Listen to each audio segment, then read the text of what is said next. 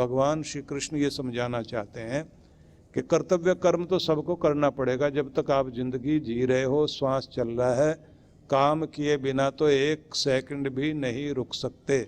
लेकिन कर्म के फल की तरफ ज्यादा ध्यान न देकर कर्तव्य क्या है, ड्यूटीज क्या है, उत्तरदायित्व क्या है, जिम्मेदारी क्या है, उसे निभाने पर आप अपनी शक्ति लगाइए। अगर आप अपनी शक्ति ठीक से निभा रहे हैं और आपका कर्म आपका हस्ताक्षर बन गया, आपकी पहचान बन गया कि ये इस आदमी का किया हुआ काम है, बस वही तुम्हारी पहचान बन जाएगा, वही तुम्हारे लिए पुण्यकारी बन जाएगा।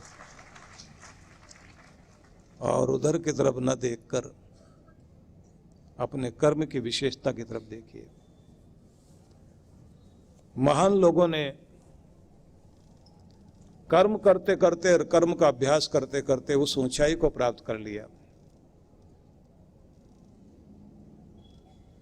मुझे पिकासो की बात ध्यान आती है, जो दुनिया का बहुत महान चित्रकार था, जिसकी एक एक ड्राइंग करोड़ों में बिकी। अपने टाइम में तो भूखा रहा बेचारा, क्योंकि पहचानने वाले लोग नहीं थे। एक उम्र में जाकर लोग उनके पेंटिंग को समझने लगे। तो एक महिला ने उनसे कहा अपना ऑटोग्राफ दीजिए, तो कागज दिया सामने और कहा आपका ऑटोग्राफ केवल आपका सिग्नेचर नहीं है, कुछ भी ऐसा करिए ना कि जो मेरे पास यादगार बन जाए।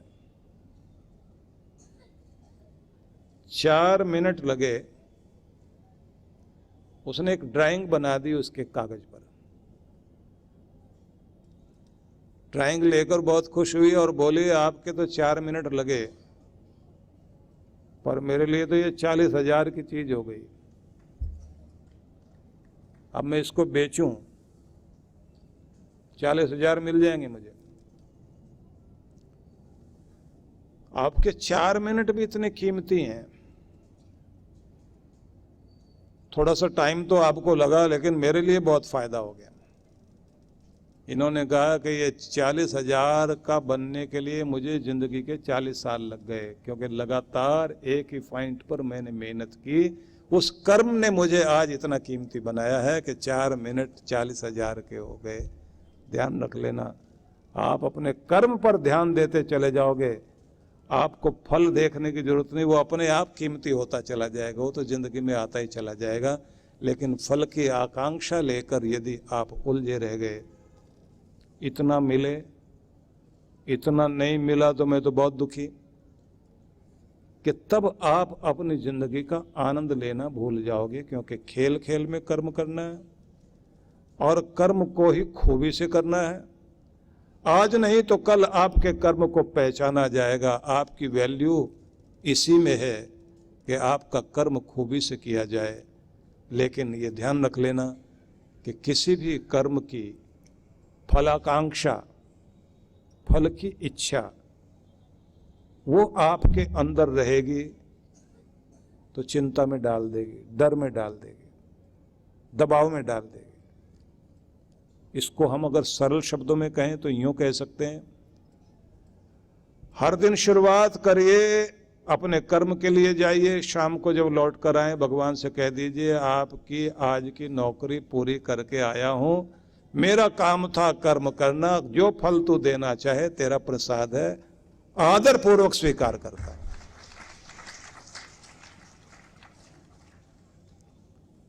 तेरी नौकरी में है, प्रसाद प्रसाद है, कम मिले या ज्यादा, कम में भी आनंदित हूं, ज्यादा में भी आनंदित हूं, मेरे आनंद में कमी ना आए। क्योंकि मेरा कर्तव्य, मेरे लिए उद्देश्य केवल फर्ज निभाना है, अच्छे से निभा दीजिए, आसक्ति नहीं रहे। मैं एक चीज आपको बताना चाहूंगा, गीता में जगह जगह पर एक चीज पर बड़ा बल दिया गया कि अनासक्त होकर जियो, निष्काम कर्म करो, असंग बन करके जियो। महात्मा गांधी ने अनासक्ति योग नाम से बहुत कुछ बहुत प्यारा लिखा। गीता पढ़ते थे वो भी, और गीता के प्रति बहुत ज्यादा श्रद्धा थी उनकी। वो तो यहां तक कहते थे कि जब भी कभी मैं निराश हुआ, उदासी की घड़ी में मैंने गीता पढ़ी और गीता ने मुझे कभी निराश नहीं होने दिया, नई शक्ति दी है।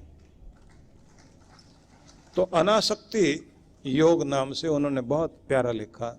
लेकिन मैं आपको एक अलग चीज बताने लगा हूं। दुनिया में जितनी आसक्ति रहेगी, अटैचमेंट, मोह, उतनी बड़ी समस्या आपके साथ ये रहेगी कि आप ये देखोगे कि उस आसक्ति के कारण दुनिया छोड़ते समय मौत रुलाएगी बहुत बुरी तरह। आसक्ति के कारण ही अपने भी रुलाएंगे, इनसे तो हमें ये उम्मीद थी, इन्होंने ये क्यों कर दिया। अपने कर्तव्य कर्म कर दीजिए और जैसे दुनिया को पकड़ना सीखा वैसे छोड़ना सीख जाइए। कोई महिला जैसे ड्यूटी लगी है, उसकी नौकरी करती है, बच्चों की आया है, आकर सुबह से शाम तक दोनों बच्चों को खिलाती है। शाम को ड्यूटी टाइम खत्म हो गया, 6 बजे उसे अपने घर जाना है। अब बच्चों को छोड़ के जा रही है, बच्चे रोते हैं कि नहीं हमने तुम्हारे साथ चलना है। और वो क्या कहती है, बेटा मेरे जाने का टाइम हो गया, अब तुम अपने माँ बाप के पास रहो।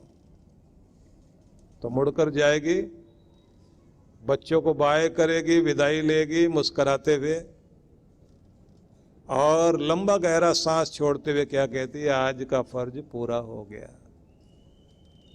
बच्चों के साथ सारा दिन हंसती खेलती है, उन्हें रोने नहीं देती। फर्ज पूरा किया और लौट गई। ये बात ध्यान रख लीजिए, हर किसी को ये फर्ज पूरे करके इस दुनिया से ऐसे विदाई लेनी पड़ेगी, हर किसी को छोड़ना पड़ेगा। प्यार से छोड़ना सीख जाओ तो दर्द नहीं होगा। और अगर आपका मोह हो गया तो मेरा मकान, मेरी दुकान, मेरी तिजोरी, मेरी गाड़ी, मेरा परिवार, मेरे लोग, मेरी गली, मेरा मोहल्ला, मैं कैसे छोड़ दूं। बुजुर्ग एक मिलते हैं, वो बार बार कहते हैं 85 का हो गया, अब तो 1-2 साल के और हैं, देख लें जी भर के दुनिया को, पता नहीं अब कितने देर देख पाएंगे नहीं देख पाएंगे। आंखें भी धुंधली हो गई, ठीक से दिखाई भी नहीं देता, लेकिन इच्छा बहुत है, एक बार घूम फिर के देखें। जाने की इच्छा होती है, सब जगह जाएं, लेकिन ना तो कमर ठीक, ना घुटने ठीक, ना शरीर ठीक। बस अब ये समझो 1-2 साल ही दुनिया देख रहे हैं, विदाई की वेला चल रही है, सूरज ढल रहा है, सांझ हो रही है, अंधेरा होने को है।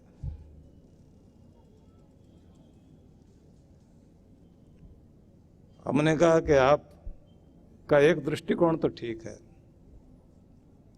कि आपको आना ही याद नहीं है, जाना भी याद है, तो कम से कम दुनिया का आनंद लेने की तो सोच रहे हो। इस दुनिया में तो लोग ऐसे जीते हैं जिनको सिर्फ यही पता है, आए हैं तो परमानेंट है, जाने वाले तो है ही नहीं। इसलिए ऐसा कब्जा जमाने की कोशिश करते हैं। रेलगाड़ी में झगड़े होते देखे हैं, सीट पर रुमाल रखकर कब्जा करके बैठे हैं। मेरी सीट, मैंने रुमाल रखा है। अभी बाथरूम के लिए गए हैं हम, लौट के आए, किसी ने रुमाल उठा के पॉकेट में रख लिया। बोले मेरा रुमाल रखा था, सीट मेरी थी। बोले तू लाल किले पे जाके रख देगा तो लाल किला तुम्हारा हो जाएगा क्या। हम तो रुमाल रख के भी कब्जा करने को तैयार हैं। लेकिन जो झगड़ा कर रहे थे, जब स्टेशन आ जाए तब क्या करते हैं, कोई कहे भाई साहब सीट ले जाओ ना अपनी साथ में, तब क्या कहता है, नहीं हमारा टाइम पूरा हो गया, जहां तक की जगह थी, जहाँ तक जाना था आ गए, अब इसे छोड़ना ही पड़ेगा। तो भाई हर एक का स्टेशन आएगा और पुरानी चीज़ें छोड़नी पड़ेगी। जिस सीट पे बैठे थे वो सीट छोड़नी पड़ेगी। कृष्ण भगवान कहते हैं पहले से ही तैयार हो, पता नहीं आज ही सीट छोड़नी पड़ जाए, हो सकता है 4 दिन बाद हो सकता है 40 साल बाद सीट तो छोड़ना पक्की बात है, लेकिन अगर अपने मन को तैयार रखो कि यात्री हैं, हम रूहे सफर में हैं, हर रूह सफर में है, हर आत्मा यात्रा में है। हमें नामों से मत पहचान, नामों से और चेहरों से हमको मत पहचानो। हम फिर मिलेंगे किसी और नाम से और शक्ल के साथ, फिर इसी दुनिया में फिर आएंगे, नई शक्ल लेकर आएंगे, नए चेहरे लेकर आएंगे, नया नाम लेकर आएंगे, नई जगह पर लेकर आएंगे। देखने से लगेगा नया आदमी है, लेकिन अपना सा लगता है कोई। तो ये पता नहीं कि बाप बेटे बन के रहे थे पिछले जन्म में, अब आए हैं तो अनजाने बनकर आए दुनिया में, लेकिन एक दूसरे को देखकर ये तो कहते हैं कोई अपना सा लगता है। बस आंखें इतनी पहचानती है, और किसी की दुश्मनी को भी पहचानती हैं। बराबर में सत्संग में बैठा है, लेकिन उसको देखते गुस्सा आता है कि ये यहाँ क्यों बैठा है, यहाँ के बजाय यहाँ बैठता। किसी के प्रति आकर्षण, किसी के प्रति विकर्षण जागता है। लेकिन ये ध्यान रख लीजिए, सभी यात्री हैं दुनिया में, और यात्रा एक न एक दिन पूरी होगी। लेकिन इस यात्रा को पूरा होने से पहले इस दुनिया के प्रति वो आसक्ति मत बनाओ। कृष्ण भगवान ने एक स्थान पर कहा गीता में ही कि जैसे कमल तालाब में पद पत्रम इव अम्बसा, जैसे कमल का पत्ता पानी में, तालाब में, तालाब से ऊपर उठकर लिप्त नहीं होता, उस पर पानी की बूंद अलग अलग दिखाई देती है, कि ऐसे ही तुम जहां भी हो उस अवस्था से ऊपर उठकर जियो। ना तो तुम्हारी गरीबी तुम पर हावी हो, ना तुम्हारी अमीरी तुम्हारे ऊपर हावी होनी चाहिए, ना तुम्हारी दुर्बलता तुम्हारे दिमाग में चढ़ जाए, और ना तुम्हारी शक्ति तुम्हारे दिमाग में चढ़ जाए। तुम्हारे दिमाग में, तुम्हारे अंदर आनंद और प्रेम खिला रहे, और खिले हुए जिंदगी जियो, ये आवश्यक है। चलते फिरते परमात्मा के पुष्प बनकर जियो। जहां खिले हैं वहां की भी शोभा, और जिसको मिल गए उसे भी सुशोभित कर दिया। जिसके पास गए उसको भी सजा दिया, जिसके हाथ से होकर गए उसके हाथ में भी खुशबू छोड़ गए, और जिसको मिले जाकर उसे भी सुवासित कर गए। अच्छे लोगों की पहचान है। अभ्यास करना होगा। भगवान कह रहे हैं कि तुम्हें उद्देश्य ध्यान में रखकर अपना कर्म करना है, लेकिन कर्म फल की तरफ ध्यान नहीं देना। कर्म करने का अधिकार तुम्हें दिया गया। तो ये है कर, हाथ, और ये दुनिया है कर्म भूमि। और मनुष्य को कहा गया है क्रतु। क्रतो स्मर, क्लिबे स्मर, कृतगम स्मर, ऐसा वेदों में कहा गया कि तू कर्मशील जीव है। और जिस जगह हम खड़े हैं यही तो हमारी कर्म भूमि, यही तो कुरुक्षेत्र है। कर्म करने के लिए दुनिया में आए हैं, कर दिए गए कर्म करने के लिए, और जब तक जिएंगे तब तक कर्म करना ही पड़ेगा। कुर्वन्ने वेह कर्माणि जिजी विशेषदम समाह। कर्म करते हुए सैकड़ों वर्षों तक जीने की इच्छा रखो। एक मंत्र बोला जाता है कि हर व्यक्ति को सुबह सुबह तेजस्विता की साधना करनी चाहिए।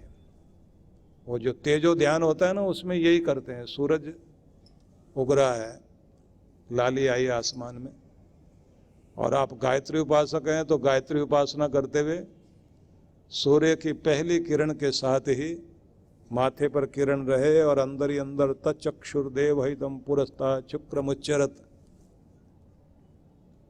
उगते हुए सूरज का स्वागत करते हुए 100 वर्ष बीत जाए मेरे। मैं तेरी महिमा को निहारता रहूं। 100 वर्षों तक जी भर के जीने का आशीर्वाद दे तू मुझे। और आगे जो पश्येम शरदशतम जीवेम शरदशतम शृणुयाम शरदशतम, ये तेरी मधुर ध्वनियां प्रकृति में जो गूंज रही हैं, इन्हें सुनते हुए 100 वर्ष बीत जाए मेरे। तुझे याद करते करते जिंदगी बीत जाए, सुनता रहूं तेरे गीत और देखता रहूं तेरी लीला। फिर कहते हैं कि बोलने की वाणी भी मेरी 100 वर्षों तक सुरक्षित रहे। यह हर दिन की प्रार्थना है जो सूर्य की ओर मुख करके करनी होती है। और उसी में एक शब्द बड़ा अद्भुत है, अदीना श्याम शरदशतम, 100 वर्षों से भी अधिक जिंदगी तो मुझे दे, लेकिन स्वाधीन होकर जीऊं। मैं किसी का गुलाम होकर नहीं, पराधीन होकर नहीं, बेबस होकर नहीं, किसी का सहारा लेकर जिंदगी जीने की जरूरत न पड़े। मैं अपने सहारे से अपने 100 वर्षों तक जिंदगी जीऊं। भगवान तो मुझे इस तरह का आशीर्वाद दे, मैं इस तरह कर्म योगी बनकर जीऊं। ये प्रार्थना हर किसी को सुबह सुबह करनी चाहिए। भूयश्च शरदशतात्, हो सके 100 से भी आगे लेकर जाना मुझे, लेकिन शर्त वही है, देखता रहूं, चलता रहूं, बोलता रहूं, सुनता रहूं, आनंद मनाता रहूं। नवजीवन साधना। क्या नकारात्मक विचारों को मन में आने ही न दें? ये हमारे वश में है? क्या तनाव की जड़ें मन में उपजेंगी ही नहीं? अगर निरंतर ध्यान साधना को जीवन में शामिल कर लिया जाए, आध्यात्मिक जगत में परमात्मा की अनुभूति के साथ क्या सांसारिक जगत में भी प्रसन्नता, सफलता, संबंधों में आत्मीयता, धन ऐश्वर्य का सपना सच करती है नवजीवन साधना? तो इसका जवाब है हाँ। इस कल्पना को साकार रूप देने का संकल्प है गुरुवर श्री सुधांशु जी महाराज व श्रद्धेया अर्चिका दीदी द्वारा भक्तों को ध्यान साधना की एक और अनुपम भेंट, नवजीवन साधना।